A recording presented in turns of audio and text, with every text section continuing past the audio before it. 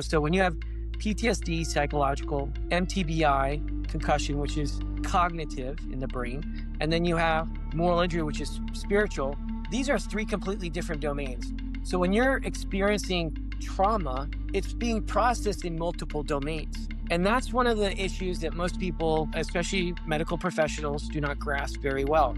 They like to throw all these psychological treatments and modalities at everything that don't necessarily address the actual key issue.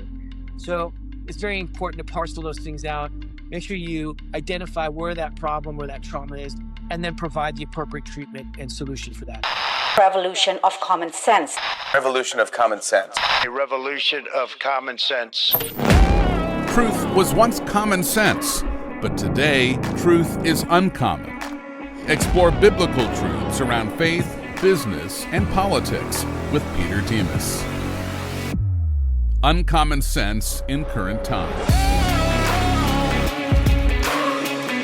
Hey folks, welcome to Uncommon Sense in Current Times. I'm excited to be here today with Dr. Damon Freidman. He is a retired U.S. Air Force Lieutenant Colonel, decorated Special Operations veteran with 4 combat tours in Iraq and Afghanistan.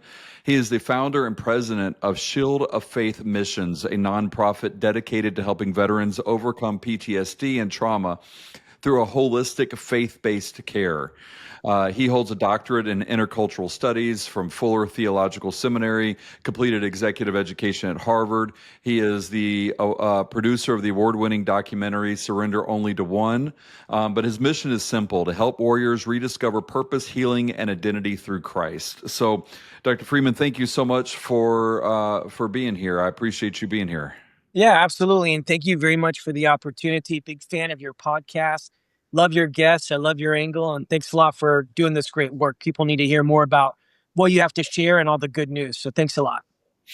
Well, I appreciate it. I guess, for you, your background obviously is not the straight and narrow background. Mm-hmm. You grew up in Los Angeles. You had 14 different homes by the age of 12. What was kind of the part that shook you the most? Was it the poverty or the abusive home that you grew up in? I'll tell you what, when you're that young, I don't think you really can measure, what is good and what is bad when it comes to stuff, right? When everybody else doesn't have as much stuff and you don't have as much stuff, it's not really such a big deal, right? I think though you do see homes that are healthy environment, good mom and dads, and then you experience bad homes. Sometimes it's bad dads, good moms. Sometimes it's good moms, bad dads. And sometimes it's just a single parent and they're either good or they're bad. For me, it was definitely the abuse while we were being raised. I had an incredible mom, first Wonder Woman of my life. And she taught us what strength and courage looks like. And at the end of the day, when you start juxtaposing the way my biological father would treat us versus the way that my mom would treat us, it was clearly a distinct difference. One was love and one was evil. It's like, I know he tried his best. His father abused him and his father abused him. It's like, it's a chain. It's an unfortunate chain, but we broke the generational curse. It only takes one generation to redeem a name, and that's what my brother and I did. But go ahead. Well, that's awesome. I mean, that's good that you're able to do so. I guess so. The question is, that since you did have an example of love in your home, you didn't grow up with 2 parents, being abusive, and you did have that, but y'all had a tendency, or y'all did, both you and your brother both ended up in a juvenile detention. Y'all had a lot of crimes.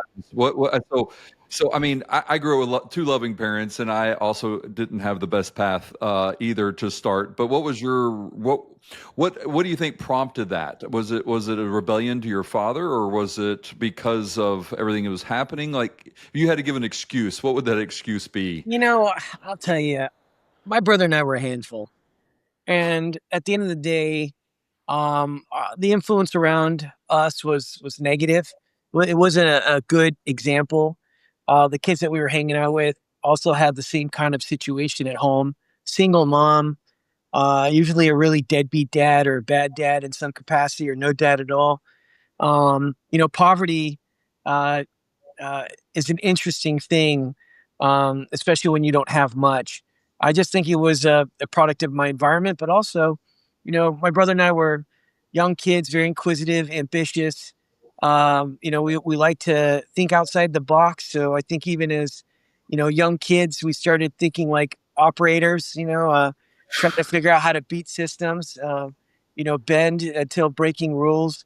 I think it's a combination of nature versus nurture, and nurture did not help at all when you're constantly having those bad influences. So, I mean, everybody else was in juvie. Wasn't uncommon for, I don't think anybody, I can't recall who wasn't in juvie, but I do think that at one point in time, and I know that eventually I woke up and I thought, man, I don't want to live the rest of my life like this. I know that God has a plan for me, and those plans are awesome, and I just don't know what those are. How did you know that, though? I mean, growing up in a home like that, your mother worked a whole lot to provide for you.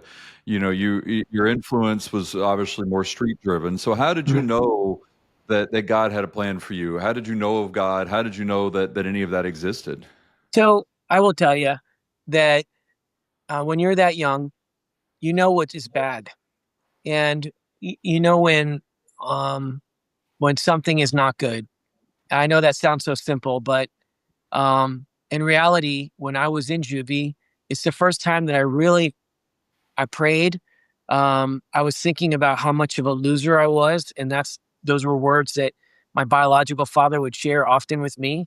And I knew that I was meant to do something good in the world, that, there is peace and there is joy. And it was there in juvie that I heard the voice of God. I didn't know what exactly it was. I can't really explain how that whole thing worked. I just knew that in my heart, I heard like a voice resonating that there are these great plans for me. And it's the first time I believed that. And I started actioning them. And, fast forward many years down the road, I would say 10, 15 years later, that's when God really did a work in me. But go ahead. Well, yeah, and I guess that's kind of but did you know at that time that it was God, or did you just hear it and kind of like, okay, I know there's something bigger out there? Did you Yeah. have a basic understanding at that time, or was No, that I so started? yeah. So you're right. I didn't know exactly if it was God, but I do know that it was a very positive force. Looking back at it, that's when I realized, which is very much the same as far as knowledge is concerned when it comes to my path. Am I on the right path that God has in my life, or am I just directing, my own path? It says in Proverbs 16:1 that God has His plans, but if you ask Him, He'll tell you. It also says in Proverbs 19:21 that you got all these enduring plans. You have your plans and God has His plans, but ultimately His plans endure forever. So I just think throughout process you start realizing like where God has you and where He's directing you and where we're kind of veering off that road that He has established for us. Now, my research says that you were a junior Olympian. You started earning college scholarships. Yep. You joined the Marines in 2000. So obviously, it had an impact on you. You got to see who you were when you started to accomplish this and you started to do this. Did you still have to battle as you started achieving things? Did you Mhm. start battling you're still a loser comments, or were you still just holding on to that voice you heard while you were in juvie? Yeah. So throughout my whole life and even today, that that that voice rears its ugly head. And I think that's why it's so important that everywhere I go, I share how critical the voice of a father is, how critical the support of a father is, how vital father being a good father and being present is. And so, I think that I'll always struggle with something like that. I've realized that it's my Father in heaven that will provide the absolute best, to be the best parent. But I'll always long for my biological father, to tell me, hey, I love you. I'm proud of you. You've done a great work in this world. But unfortunately, I'm never going to get that. But that's just the way it is. And life sucks that way sometimes, right? It's just not always the way. And that's why it's important for us to do the best that we can. As a father today, I want to be the best version of myself for my son so that he doesn't have to or she doesn't have to deal with the things that I had to with my biological father. You joined the Marines in 2000. Obviously, A lot changed in the next 18 months after you joined. Oh yeah. I mean, when you joined, no one could anticipate what was going to happen on Yeah. September 11th, and Yeah. everything that happened with it from there. Yeah. Um, so you have that change, but you still stayed in it for 20 years. Yeah. Um, but you experienced a lot. You've had including PTSD. But one of the statements you make that I think is just so spot on, I guess, is you say PTSD is not just a psychological issue; it's a spiritual one. Yes. Can you explain that? So there's a lot. So I struggle with a lot of different um, medical issues. Obviously you have, and the things I'm struggling with is not uncommon. You talk about PTSD. That's the psychological realm, the psychological domain. You got mild traumatic brain injury, which is synonymous with concussions. I've got many of those registered concussions from service. And then you have moral injury, which is spiritual. So, so when you have PTSD, psychological, MTBI, concussion, which is cognitive in the brain, and then you have moral injury, which is spiritual, these are three completely different domains. So when you're experiencing trauma, it's being processed in multiple domains. And that's one of the issues that most people, especially medical professionals, do not grasp very well. They like to throw all these psychological treatments and modalities at everything that don't necessarily address the actual key issue. So with that being said, that's what we're talking about. So a treatment and modality for PTSD is distinctly different than a treatment modality for cognitive, for MTBI concussions, which is completely different for a treatment modality for a spiritual issue, which is moral injury. So it's very important to parcel those things out. Make sure you identify where that problem or that trauma is, and then provide the appropriate treatment and solution for that. So, and I may be oversimplifying this, and I apologize if I am. That's not my intent. But usually, when you're dealing with something of stress or you're dealing with some type of trauma, there is a expectation of how things are going to be. Like, as you mentioned with your father, like your biological father, you want a certain thing, you realize that you can't get it, even though. So you have that conflict between the two.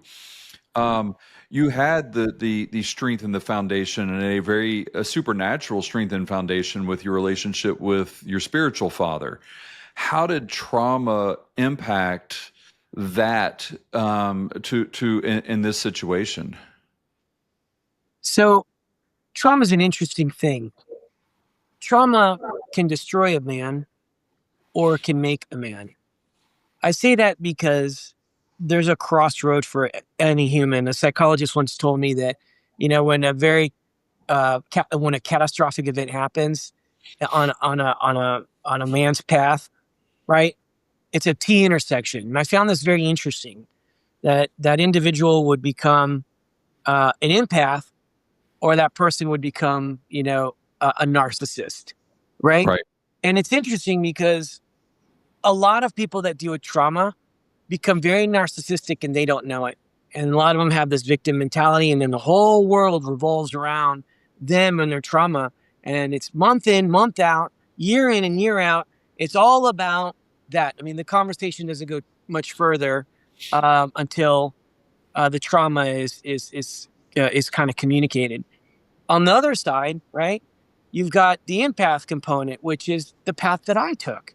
And that is I'm not going to allow the trauma to destroy me. I'm not going to allow the trauma to unravel me. I'm not going to allow the trauma to control me. I'm not going to allow the trauma to dictate my life. Instead, I'm going to use that trauma as fuel. And I'm going to redirect everything painful, all the hurt, all the pain, all the anxiety, all the depression, all of the, all the issues, and I'm going to use it as fuel. And the thousand reasons why people want to quit after a very traumatic event, and many do. Many of them become, slaves to the trauma for the rest of their lives, and they can never get out of this circle of self-destruction. Instead of those thousand reasons destroying me, I use those same thousand reasons to propel me. So I say all those things because trauma doesn't define me. I use trauma as fuel. It's like you turn trauma into triumph, right? Like that's very real. Most people don't. but they have the capacity. They are capable, and it's about making a command decision in your life. What do you want? What do you want to accomplish in your life? Do you want peace? Do you want joy? Do you want to, live a life that's thriving, full of purpose, right? And those are decisions that I made. So it doesn't sound like you're not saying, and it sounds like you're not saying that you can choose to not have trauma. What you're saying is your choice of what you do with the trauma is your choice. Do you Yes, think that's true with yes. all individuals? So I missed the last part, my friend. Would you say? That you could choose to do what you want to with your trauma. Well, So yeah, do you think that's true with all individuals? Do you think all individuals have that capability? I think that they do, unless you have a serious mental health disorder. Gotcha. And if you could just let's just take a step back for all your all your listeners and viewers out there. If you just think about it, look at every challenge in your life. And you can look back and realize, and I know that you can say, hey, when you responded negatively, it affected you in a great way versus responding positively. It's the same way. It could be a simple argument with your spouse, right? It's not necessarily what you do, but how you do it.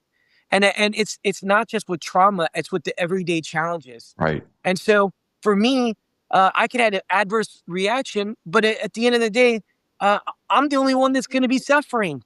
I don't want to suffer more. I want to be able to get out of this kill zone. I want to get out of this ambush, and I want to see the daylight. I want to be able to find a place where I can take a tactical pause, breathe for a second, keep marching and moving forward. Life isn't easy. Just recently I've gone through a major event and a life altering event with my son about 3 months ago. I'll tell you what, man, he's my prized possession. And I'll tell you something like that with a family member, especially your own offspring, your own son, or daughter, that changes your whole life. But you know Mhm. what? I'm responding as positive as possible, and I'm not going to drown in my sorrow.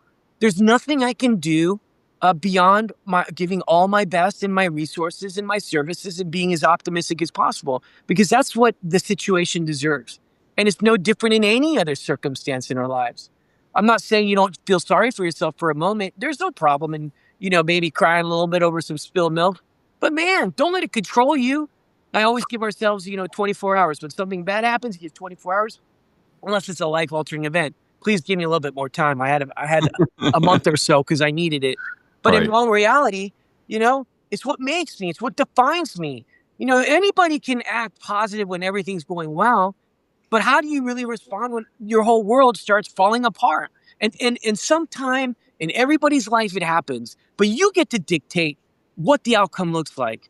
And it's all about attitude, baby. It's all about getting back up. I'll say one last thing. Right. Life is a match. It's a boxing match, right? And you know what? I like to kind of look at it like you can lose some rounds, and you get knocked down, and you get to choose to get back up. And sometimes the bell saves you, and sometimes it doesn't. You wipe the blood off of your face, and you go back for another round. Now, with all that being said, do you win every match? No, man. I will tell you, I lost a match. I lost a match. I got knocked out, and I didn't get back up. You know what? This is a time to regroup. These major life altering events. It's okay, man. You got knocked out. Take a knee, rest and recover, and get back into it. Because you know what? Muhammad Ali is arguably the best fighter in all time. I would do Mike Tyson all day long. Did they have losses? Absolutely. They're still the best in the business, Right. man. So those are just some examples, because life is a fight, man. And you know what? We're the ones that dictate what the outcome looks like, always. I love how people will throw out Philippians 4:13 as if it's a bumper sticker and don't realize that the verses preceding it talk about contentment, talk about thanksgiving, and talk about peace. That you starts with the thanksgiving and standing Yeah. in 4:1 and works your way through before you can get to that point.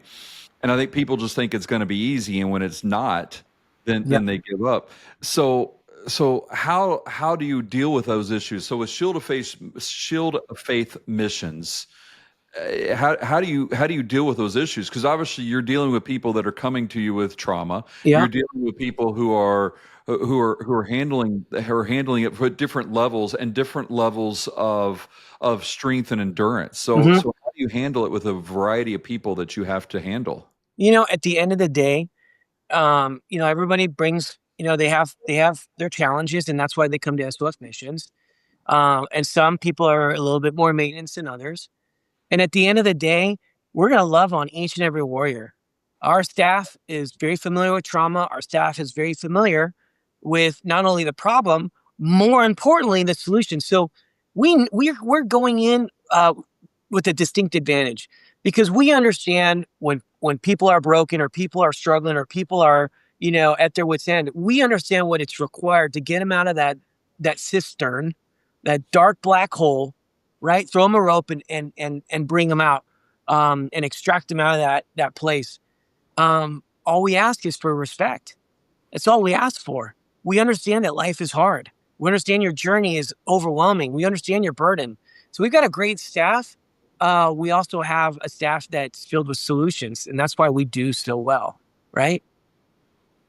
So, if people want to know more about Shield of Faith, what you do, if they're either needing help, how do they contact you? And if they're wanting to support your ministry, because again, it's amazing what you're doing and the impact you're having in people's lives. And again, and dealing with all parts of a person's the with all parts of a person.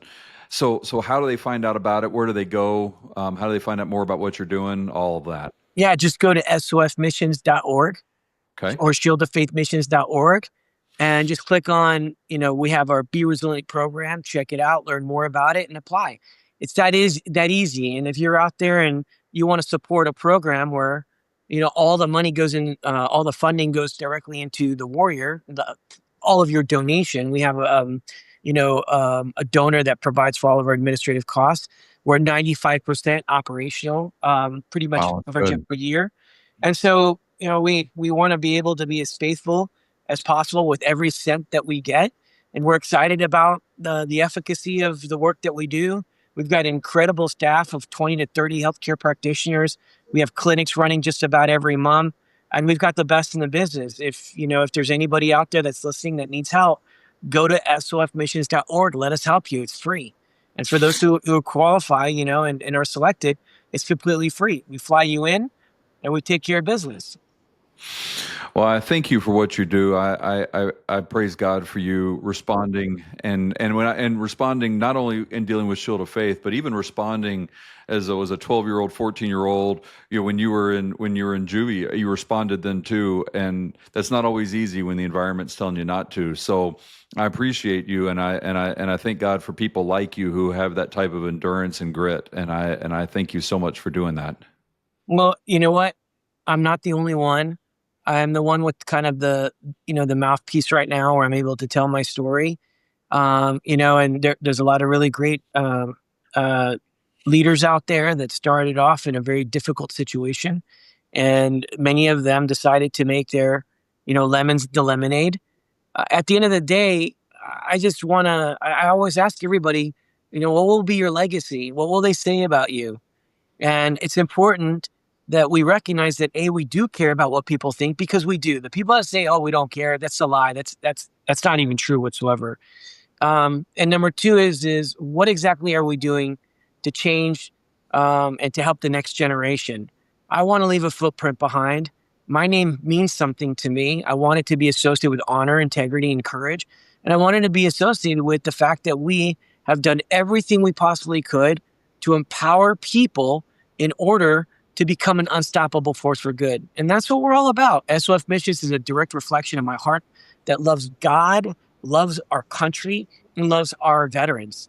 My company, Freedman Force, that's what we do. I'm a professional speaker with Premier Speakers Bureau, and I travel around the country speaking to some of the most successful individuals, Fortune 500 companies, all over the nation.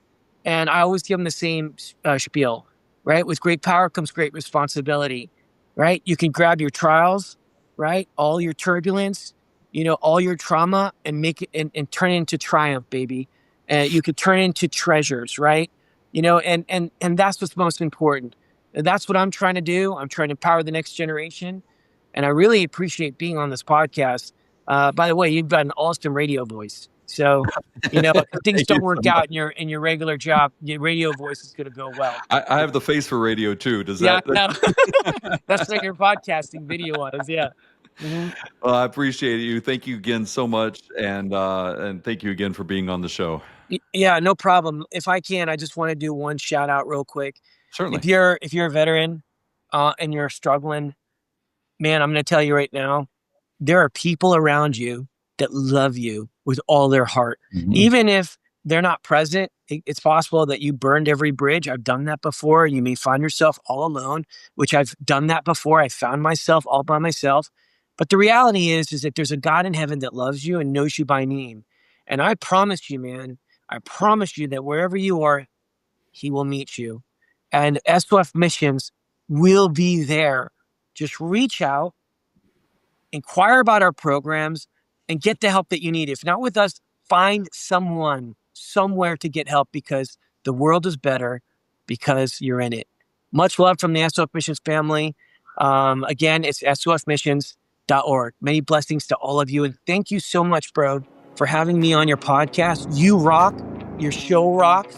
And I love your message, bro. Thanks a lot for the opportunity. Well, again, thank you so much, and God bless you. All right, brother. Peace. All right. Take it Peace. easy. All right. Bye.